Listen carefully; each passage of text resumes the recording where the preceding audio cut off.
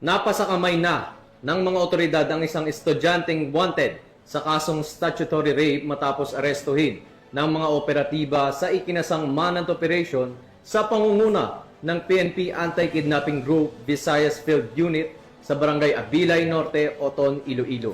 Ang operasyong ito ay bahagi ng pinaigting na kampanya ng Philippine National Police laban sa mga wanted na personalidad, lalo na sa mga kasong may kinalaman sa karahasan at paglabag sa karapatang pantao. Patrolman Reggie Barnuevo sa balita.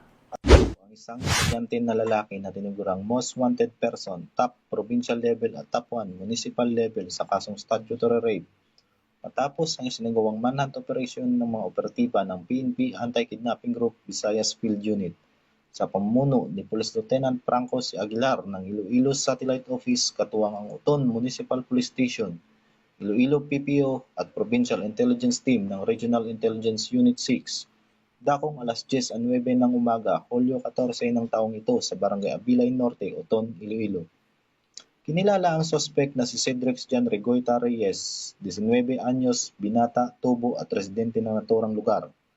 Inaresto siya sa bisa ng warrant of arrest para sa kasong statutory rape na inilabas ni Honorable Regina Centenera Galang Guarin, presiding judge ng RTC Branch 36 Judicial Region, Iloilo City na walang inirekomendang piyansa para sa kanyang pansamantalang kalayaan. Ipinaalam din sa akusado ang dahilan ng kanyang pagkakaaresto pati na rin ang kanyang karapatang konstitusyonal sa wikang kanyang nauunawaan. Pansamantalang nasa kustudiya ng Uton Municipal Police Station si Reyes habang isinasagawa ang kaukulang dokumentasyon at ang formal na pagsasauli ng warrant sa korte. Ang matagumpay na operasyon ng BFU Iloilo ay bahagi ng patuloy na kampanya ng PNP Anti-Kidnapping Group laban sa kriminalidad at pagtutok sa mga individual na may kaso upang matiyak ang seguridad at hustisya para sa publiko.